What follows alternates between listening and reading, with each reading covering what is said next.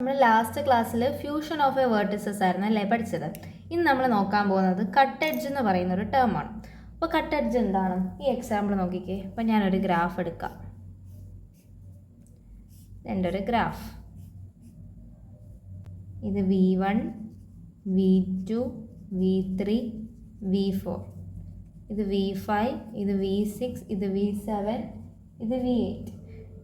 ഇതെൻ്റെ എഡ്ജസ് അല്ലേ. ഇത് E1, ഇത് E2, ഇത് E3, ഇത് E4, ഇത് E5, ഇത് E6, E7, E8, E9.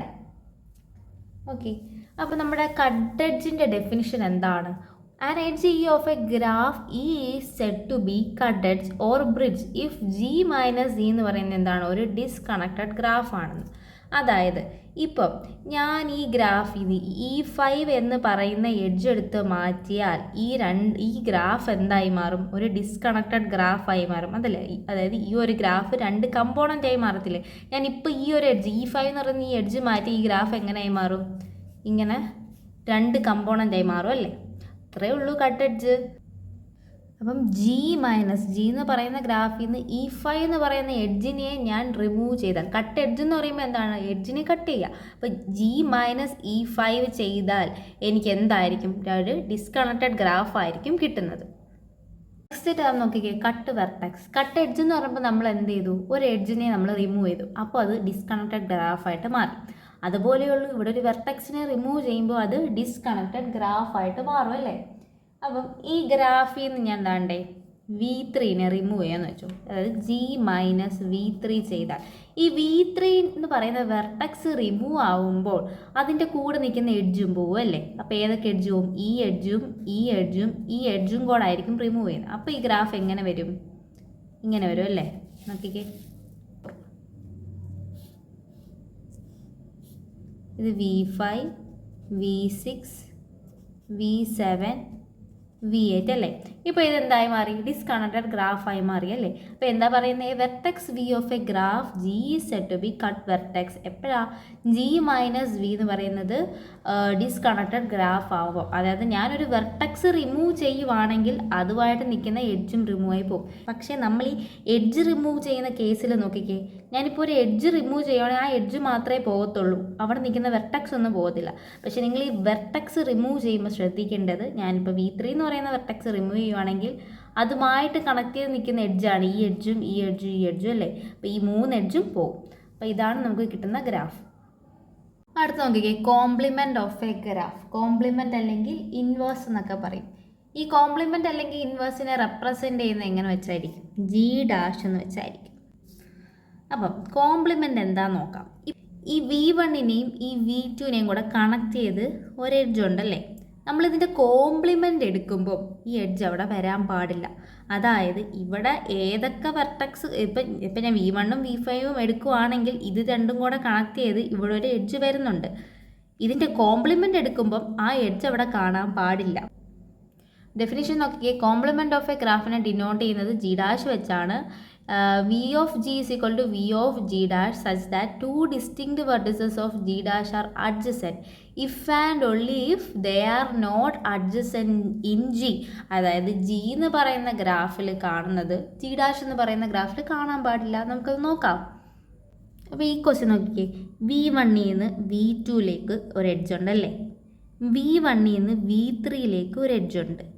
V1ൽ നിന്ന് V5ലേക്ക് ഒരു എഡ്ജ് ഉണ്ട്. അപ്പോൾ ഇതിൻ്റെ കോംപ്ലിമെൻ്റ് എടുക്കുമ്പം ഇവിടെ ഒന്നും എഡ്ജ് കാണാൻ പാടില്ല. പക്ഷെ നിങ്ങൾ നോക്കിക്കേ, ഈ V1ൽ നിന്ന് V4ലോട്ട് ഒരു എഡ്ജ് ഉണ്ടോ? ഇല്ലല്ലോ. അപ്പോൾ നമുക്കതെടുക്കാം. ഇവിടെ എന്താണുള്ളത് അതിൻ്റെ നേരെ ഓപ്പോസിറ്റ് എടുത്താൽ മതി. ഇപ്പോൾ V1 ഉണ്ട് ഇവിടെ. ഞാൻ ഈ പോയിൻറ്റ്സ് എല്ലാം ഇതേപോലെ മാർക്ക് ചെയ്തിടാം. V5, ഇവിടെ V2, ഇവിടെ V3, ഇവിടെ എൻ്റെ V4 അല്ലേ? അപ്പോൾ V1ൽ നിന്ന് V2 എനിക്ക് പറ്റത്തില്ല, കാരണം ഇവിടെ ഒരു എഡ്ജ് വന്നിട്ടുണ്ട്. V1ൽ നിന്ന് V5ഉം പറ്റത്തില്ല, V1ൽ നിന്ന് V3ഉം പറ്റത്തില്ല. അപ്പോൾ ഞാൻ നേരെ V1ഉം V4ഉം കൂടെ അങ്ങ് ജോയിൻ ചെയ്തു. ഇനി V1ൻ്റെ കേസ് കഴിഞ്ഞു. ഇനി ഞാൻ അടുത്ത V2 താണ്ടെ V1ഉമായിട്ട് കണക്ട് ചെയ്തേക്കുക, പറ്റത്തില്ല. V2 V3യും പറ്റത്തില്ല. V2 V5ഉം പറ്റും അല്ലേ? കാരണം ഒരു എഡ്ജ് അവിടെ വരുന്നില്ലല്ലോ. അപ്പോൾ ഞാൻ V2ഉം V5ഉം കൂടെ അങ്ങ് കണക്ട് ചെയ്തു. ഇനി നോക്കിക്കേ V2 V4 എനിക്ക് കണക്ട് ചെയ്യാം അല്ലേ. അപ്പോൾ V2 V4 ഞാൻ കണക്ട് ചെയ്തു. നെക്സ്റ്റ് നോക്കിക്കേ, ഇപ്പോൾ ഞാൻ V1 എടുത്തു, V2 എടുത്തു. അപ്പോൾ ഞാൻ V3 നോക്കുക. V3 V2 ആയിട്ട് ഒരു എഡ്ജുണ്ട്, V1 ആയിട്ട് എഡ്ജുണ്ട്, V5 ആയിട്ട് എഡ്ജുണ്ട്, V4 ആയിട്ടില്ല അല്ലേ. അപ്പം V4ഉം V3യും കൂടെ ഞാൻ എന്താണ്ടേ ഇങ്ങനെ ജോയിൻ ചെയ്തു. അപ്പോൾ V3 കഴിഞ്ഞേ. ഇനി ഞാൻ V4 എടുക്കുക. V4 V5 ആയിട്ട് മാത്രമേ ഉള്ളൂ അല്ലേ എഡ്ജ്. ബാക്കി V1 V2 V3 ആയിട്ടൊന്നും ഒരു എഡ്ജ് പോകുന്നില്ല. അപ്പം V4ൽ നിന്ന് ബാക്കി V1ലേക്ക് ഓൾറെഡി ഉണ്ട്, V2ലേക്കും ഞാൻ എടുത്തിട്ടുണ്ട്, V3ലേക്കും ഞാൻ എടുത്തിട്ടുണ്ട് അല്ലേ. ഓക്കെ, അടുത്ത V5 എടുക്കുക. V5 എടുക്കുമ്പോൾ നോക്കിക്കേ, V4 ആയിട്ടും V1 ആയിട്ടും V3 ആയിട്ടും V2 ആയിട്ടില്ല അല്ലേ. പക്ഷെ നമ്മൾ ഓൾറെഡി V2ൻ്റെ ഇത് കാര്യം പറഞ്ഞപ്പോൾ V5 ആയിട്ട് കണക്ട് ചെയ്തിട്ടുണ്ടായിരുന്നു. അപ്പോൾ ആ ഒരു എഡ്ജും നമുക്കവിടെ കിട്ടി. അപ്പം ഈ ഒരു ഗ്രാഫിൻ്റെ കോംപ്ലിമെൻ്റ് ആണ് ഈ ഗ്രാഫ് എന്ന് പറയുന്നത്. അപ്പോൾ ഇതാണ് നമ്മുടെ G'. അടുത്ത് നോക്കിക്കേ, എനിക്കിപ്പം G കിട്ടി, അതിൻ്റെ കോംപ്ലിമെൻറ്റ് ഞാൻ എടുത്തു. ഇനി ഇവരുടെ രണ്ട് പേരുടെയും കൂടെ ഞാൻ യൂണിയൻ എടുക്കും. അതായത് G യൂണിയൻ G' ഞാൻ എടുക്കുമ്പോൾ എനിക്ക് കിട്ടുന്ന ഗ്രാഫ് എങ്ങനത്തെ ആയിരിക്കും? എനിക്ക് എങ്ങനത്തെ ഗ്രാഫായിരിക്കും ഇവിടെ കിട്ടുന്നത്?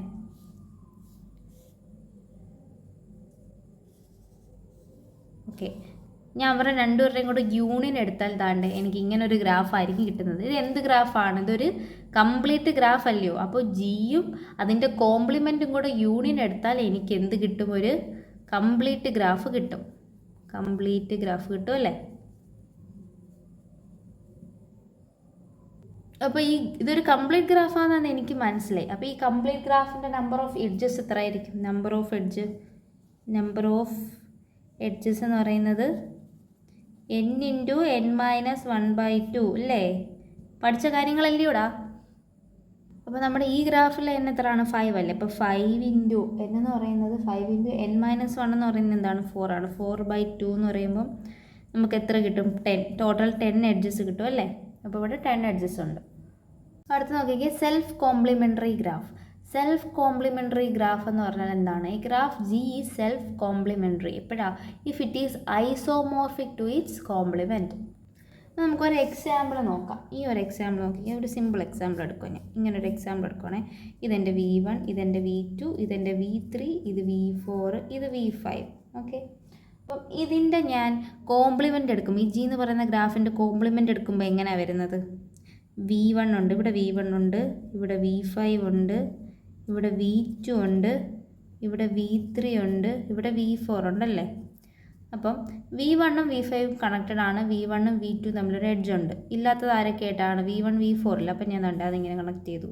V1 V3 തമ്മിലല്ലേ. ഓക്കെ, പിന്നെ അടുത്ത് V2 എടുക്കുക. V2 എടുക്കുമ്പോൾ V1 ആയിട്ടും V3 ആയിട്ടും എഡ്ജ് ഉണ്ട്. V5 ആയിട്ടും V4 ആയിട്ടും ഇല്ല. അപ്പോൾ ഞാൻ V5 ആയിട്ടും V4 ആയിട്ടും വെച്ചു. അടുത്ത നോക്കിക്കുക, V3 എടുക്കുക. V3 എടുക്കുമ്പോൾ V4ഉം V2 ആയിട്ട് എഡ്ജ് ഉണ്ട്. V5ഉം V1ഉം ഇല്ല അല്ലേ. V3ക്ക് V5 ആയിട്ടും ഇല്ല, V1 ആയിട്ടും ഇല്ല. അപ്പം ഞാൻ V1 ഓൾറെഡി ഉണ്ട്, കാരണം ഞാൻ V1ൽ നിന്ന് നേരത്തെ ഇങ്ങോട്ട് എടുത്തിട്ടുണ്ടായിരുന്നു. അടുത്ത ഞാൻ V4 എടുക്കുമ്പോൾ നോക്കിക്കേ, V3 ആയിട്ട് എഡ്ജ് ഉണ്ട്, V5 ആയിട്ട് എഡ്ജ് ഉണ്ട്. V1ഉം V2 ആയിട്ടും ഇല്ലല്ലേ.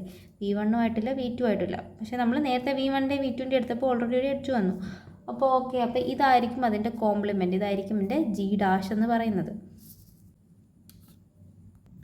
ഇവിടെ എന്താണ് പറയുന്നത്? Isomorphic to its complement. അതായത് G എന്ന് പറയുന്നത് ഐസോമോർഫിക് ആണ്. അതിൻ്റെ കോംപ്ലിമെൻറ്റ് എപ്പോഴാണ്? അതിൻ്റെ കുറേ കണ്ടീഷൻസ് നമ്മൾ പഠിച്ചിട്ടുണ്ടായിരുന്നു ഐസോമോർഫിക്കിൻ്റെ അല്ലേ.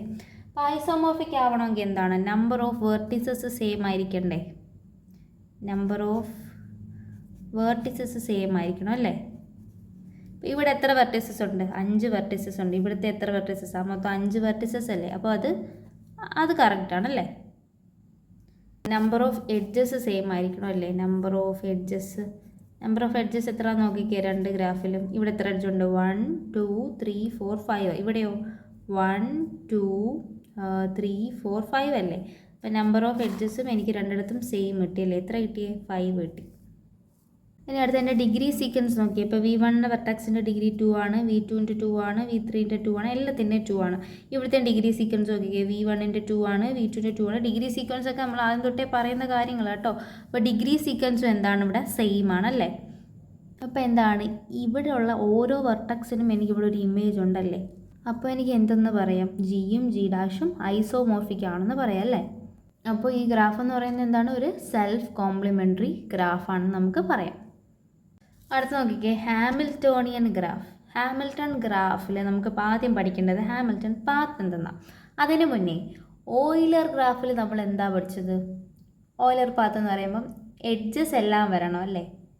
പക്ഷേ ഞാൻ ട്രാവൽ ചെയ്ത എഡ്ജിലൂടെ ഞാൻ പിന്നെയും ട്രാവൽ ചെയ്യാൻ പാടില്ല, അങ്ങനെയൊക്കെ അല്ലായിരുന്നു. ഇവിടെ എന്താണ്, എല്ലാ വെർട്ടക്സിലൂടെയും ട്രാവൽ ചെയ്യണം.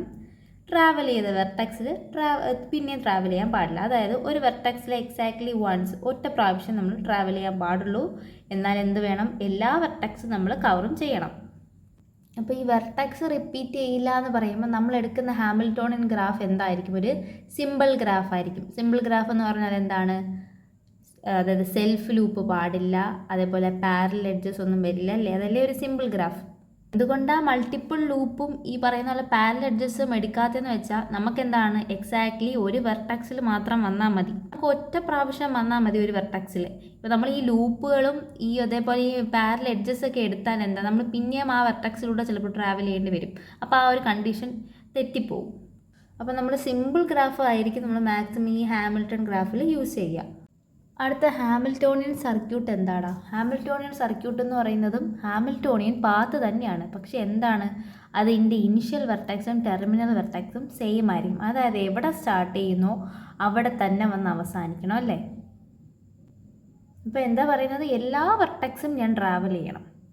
പക്ഷേ ആ വെർട്ടക്സ് എല്ലാം ഞാൻ ഒറ്റ പ്രാവശ്യമേ എടുക്കാവൂ. അതേപോലെ എവിടെയാണോ സ്റ്റാർട്ട് ചെയ്തത്, അതായത് ഏത് വെർട്ടക്സിൽ സ്റ്റാർട്ട് ചെയ്തോ ആ വെർട്ടക്സിൽ തന്നെ വരികയും വേണം. അങ്ങനെയാണെങ്കിൽ അതിനെ നമുക്ക് ഹാമിൽട്ടോണിയൻ സർക്യൂട്ട് എന്ന് പറയാം. എല്ലാ വേർട്ടിസസും വരണം. ഈ വേർട്ടിസസിൻ്റെ ഒന്നും റെപ്പറ്റീഷനും പാടില്ല. ഈ രണ്ട് കണ്ടീഷനും സാറ്റിസ്ഫൈ ആണെങ്കിൽ അത് ഹാമിൽട്ടൺ പാത്താണ്. ഇനി എല്ലാ വെർട്ടിസസും എടുക്കണം, റെപ്പറ്റീഷനും പാടില്ല, ടെർമിനൽ വെർട്ടക്സ് സെയിം ആണെങ്കിൽ അത് എന്താണ്, ഒരു ഹാമിൽട്ടൺ സർക്യൂട്ടാണെന്ന് പറയാം. അടുത്ത നോക്കിയേ, ഹാമിൽട്ടൺ ഗ്രാഫ്. ഹാമിൽട്ടൺ ഗ്രാഫ് എന്ന് പറയുമ്പോൾ എന്താണ്, ഒരു graph that contain Hamilton circuit. അതായത് ഈ സർക്യൂട്ട് ഒരു ഗ്രാഫിലുണ്ടെങ്കിൽ ആ ഗ്രാഫിന് എനിക്ക് ഹാമിൽട്ടോണിയൻ ഗ്രാഫ് എന്ന് പറയാം. അപ്പോൾ ഞാനൊരു ഗ്രാഫ് വരയ്ക്കാം എക്സാമ്പിളായിട്ട്. നോക്കിക്കേ, ഒരു സിമ്പിൾ ഗ്രാഫ്. ഇത് V1, ഇത് V2, ഇത് V3, ഇത് V4 അല്ലേ? ഇതിൻ്റെ edge E1, E2, E3, E4. Okay, ഇനി നമുക്കൊരു ടൂർ പോവാം അല്ലേ? നമ്മൾ ഓയിലറിൽ എന്താണ്, എഡ്ജസിനെയായിരുന്നു ഫോക്കസ് ചെയ്തുകൊണ്ട് വരുന്നത്. ഇവിടെ നമ്മൾ വെർട്ടക്സിനെ ശ്രദ്ധിക്കണം. അതായത് ഞാൻ വെർട്ടക്സ് ഒരു പ്രാവശ്യം എടുക്കാൻ പാടുള്ളൂ, വെർട്ടക്സിൻ്റെ റെപ്പറ്റീഷൻ പാടില്ല, അതേപോലെ എവിടെ സ്റ്റാർട്ട് ചെയ്തോ അവിടെ തന്നെ വരണം. അപ്പം ഞാൻ V1 സ്റ്റാർട്ട് ചെയ്യും. അപ്പോൾ V1, E1, V2 പോയി, V2, E2, V3, V3, E3, V4, V4, E4, V1. നോക്കിക്കേ, ഏതെങ്കിലും വെർട്ടക്സ് റെപ്പറ്റീഷൻ വന്നിട്ടുണ്ടോ? V1, V2, V3, V4 ഒറ്റ പ്രാവശ്യം എടുത്തിട്ടുള്ളൂ അല്ലേ? പക്ഷേ ഈ വെർട്ടക്സ് സെയിം. എന്തുകൊണ്ടാണ്? സ്റ്റാർട്ടിങ്ങും എൻഡിങ്ങും എനിക്ക് സെയിം ആവാം, ബാക്കിയുള്ള വെർട്ടക്സ് എല്ലാം എന്താണ്, ഒറ്റ പ്രാവശ്യം വന്നിട്ടുള്ളൂ. അപ്പോൾ ഇതെന്താണ്, ഒരു ഹാമിൽട്ടൺ ഗ്രാഫാണ്. ഓക്കെ, അപ്പോൾ ഇതിലൊരു ഹാമിൽട്ടൺ സർക്യൂട്ട് ഉണ്ടെന്ന് എനിക്ക് മനസ്സിലായി. ഹാമിൽട്ടൺ സർക്യൂട്ട് ഉണ്ടെങ്കിൽ, അതായത് സ്റ്റാർട്ടിങ്ങും എൻഡിങ്ങും സെയിം ആയാലല്ലേ ഹാമിൽട്ടൺ സർക്യൂട്ട് ആവത്തുള്ളൂ. അത് ഹാമിൽട്ടോണിയൻ സർക്യൂട്ട് ഉണ്ടെങ്കിൽ അത് എന്തായിരിക്കും, ഒരു ഹാമിൽട്ടോണിയൻ ഗ്രാഫ് ആയിരിക്കും. അതായത് ഈ ഗ്രാഫ് ദാറ്റ് കണ്ടെയ്ൻ ഹാമിൽട്ടോൺ സർക്യൂട്ടിനെയാണ് നമ്മൾ എന്ത് പറയുന്നത്, ഒരു ഹാമിൽട്ടോണിയൻ ഗ്രാഫ് എന്ന് പറയുന്നത്. ഈ ഒരു ക്വസ്റ്റ്യൻ നോക്കിക്കും. ആദ്യം നമുക്ക് ഇതിലും ടൂർ പോകാം അല്ലേ? പിന്നെ എയിന്ന് സ്റ്റാർട്ട് പോവാം. എയിന്ന് 1 വഴി ബിയിൽ പോയി, B2 വഴി ഞാൻ സിയിൽ പോയി, സിന്ന് 3 വഴി ഞാൻ ഡിയിൽ പോയി. ഇത് നോക്കിക്കേ, ഇതൊരു ഹാമിൽട്ടൺ പാത്താണ് അല്ലേ? ഹാമിൽട്ടൺ പാത്തിൻ്റെ കണ്ടീഷൻ എന്തായിരുന്നു?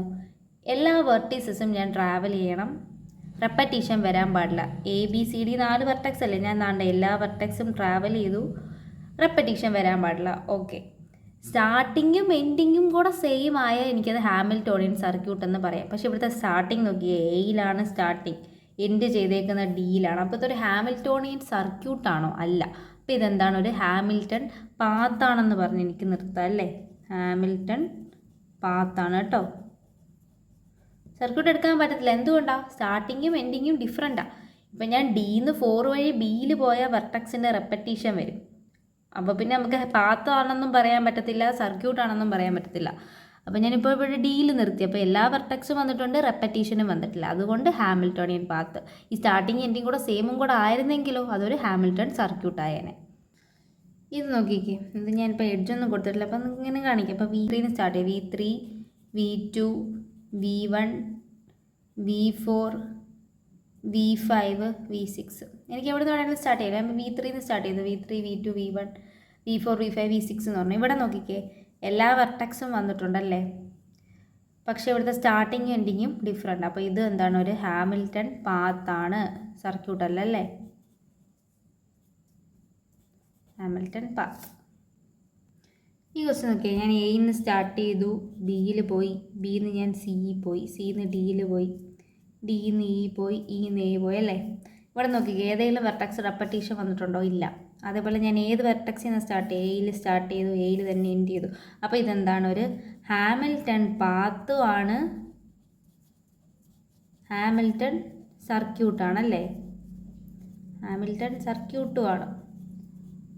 ഓക്കെ, അതുകൊണ്ട് എനിക്ക് എന്തെന്ന് പറയാം, ഇതൊരു ഹാമിൽട്ടോണിയൻ ഗ്രാഫ് ആണെന്ന് പറയാം, ഹാമിൽട്ടോണിയൻ ഗ്രാഫ് അല്ലേ. ഇത്രയേ ഉള്ളൂ.